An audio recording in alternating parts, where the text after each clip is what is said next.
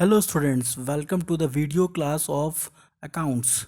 Today we will discuss about basic accounting terms. These are the terms which are being used in accounting. Okay, so we will discuss about the basic accounting terms which are used in accounting. So first is business transaction. A business transaction is an economic activity of a business that changes in financial position, that changes its financial position. uh, Whenever any business transaction take place, it results in change in the value of some of the assets, liabilities or capital. So now we will talk about what do you understand by business transaction. So business transaction simply means if you are selling goods, if you are purchasing goods, so these are the examples of business transaction because they affect the assets and the liabilities or the capital of the firm. So anything which affects the liabilities and capitals of the firm, assets of the firm, that is known as the business transaction. So the example of business transaction is investment of rupees 5 lakh in a business.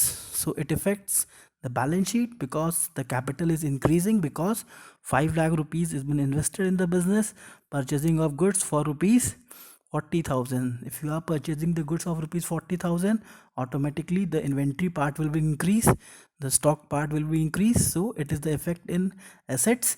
So that is known as business transaction. Making cash sale, if you are selling cash goods at cash, so you will receive cash, so your assets will increase and the stock will decrease. So this type of activities really affect the assets and liabilities and the capital of the firm. That is why they are known as business transactions. Now we will talk about what do you mean by event. An event is a consequence or the result of the transaction. Like if you are selling goods for rupees 10,000 rupees and you have purchased the goods for rupees 8,000 and the profit between the goods is 2,000. If you are earning 2,000 rupees, so that is known as event. Event simply means the result which you get from the outcome of transaction. If you are doing some transaction and you are getting some result, whether it is positive or negative, that is known as event.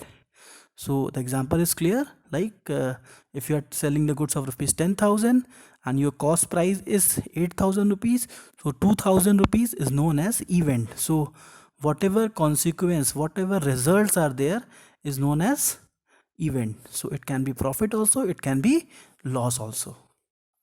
Now we will talk about vouchers. A voucher is a document which provides the authorization to pay and on the basis of which the business transaction are first of all recorded in the book of account. So the voucher are normally the piece of paper in which the detail of business transaction is written. These work as an evidence for the accounts. Like if you are depositing some money in a business, like if you want to purchase some goods and the goods is not available, if a person is asking to give some advance, so if you are putting some advance amount in the business, at that time he will sign you and give an voucher to you. That will be the evidence for you that you have given the money in the business. So these type of many transactions take place in business. So all type of, there are many type of vouchers which the business have. So business keep on giving vouchers for the cash transactions. Okay, so that is why the vouchers is an evidence for a business as for noting in a general book.